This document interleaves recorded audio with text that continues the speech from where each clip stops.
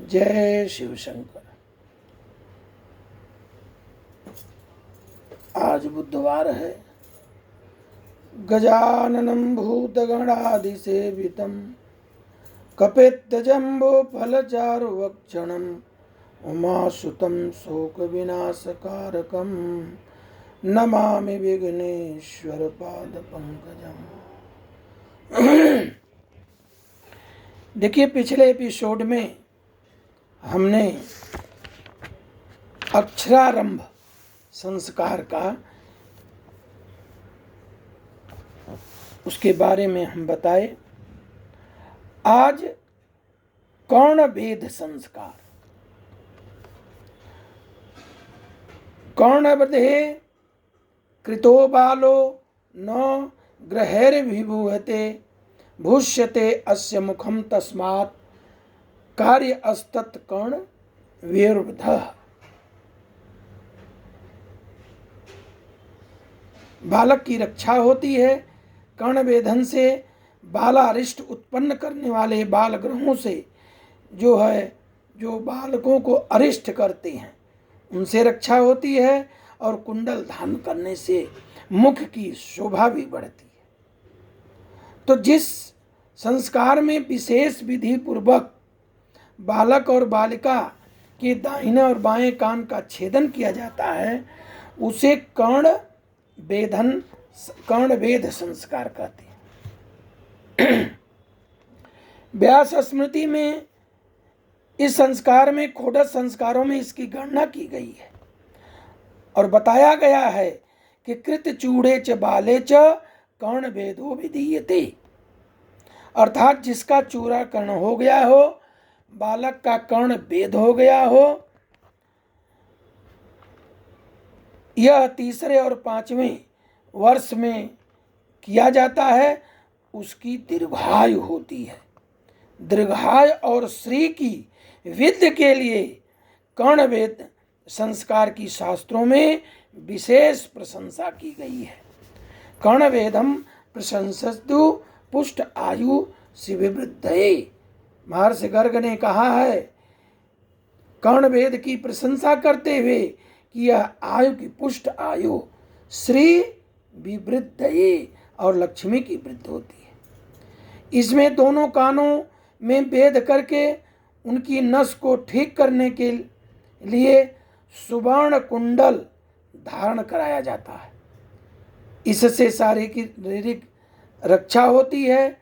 महान चिकित्सा शास्त्री आचार्य हमारे महर्षि सुश्रुत ने लिखा है कि रक्षा और आभूषण के लिए बालक के दोनों कान छेदे जाते हैं।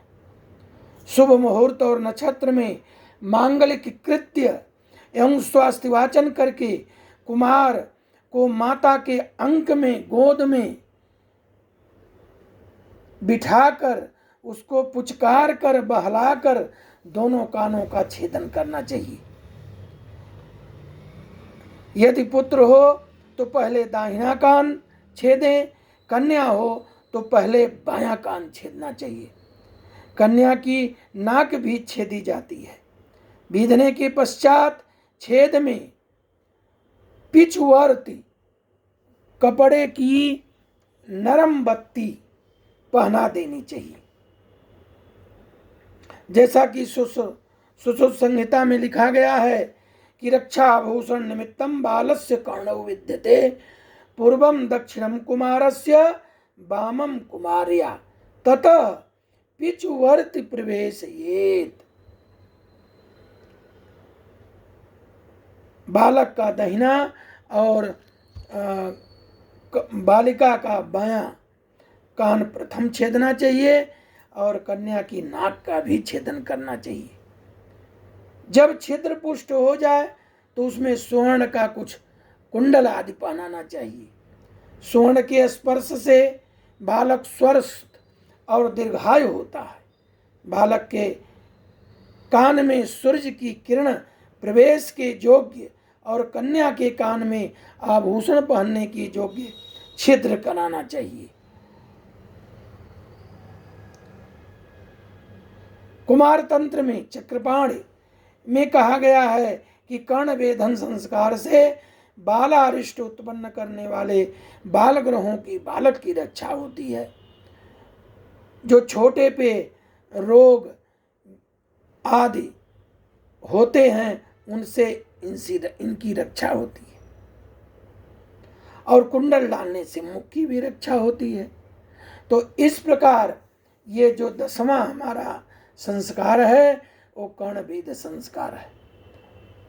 जैसा कि कहा गया है कि कर्ण वेधे कृतो बालो न ग्रहैर्विभूते भूष्यते अस्य सुखम भूष्यते अस्य मुखम तस्मात् कार्य अस्तत् कर्ण वेदा।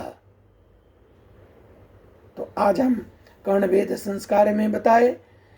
इसको करने के लिए ब्राह्मण को बुलावें, संकल्प, कलश आदि की प्रतिष्ठा, देवों का पूजन, कानों का अभिमंत्रण,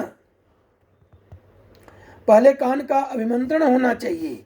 ओं भद्रं कर्णेभिः शृणुयाम देवा भद्रं पश्येमाक्षभिर्यत्रा स्त्रैरङ्गौ अस्तुष्ट्वां ग्वं सस्तनूभिर्वेशेमहि देवहितं यदायुः। इस प्रकार फिर दूसरे कान में ओं भक्षयन्ति वेदा गणिगन्ति गणप्रियं ग्वं सखाय परिशोजना शेषे स्विक्ते वितधादि धन्वंज्या यम ग्वं समने पारयन्ति। ये यजुर्वेद के मंत्र हैं, इनको करना चाहिए।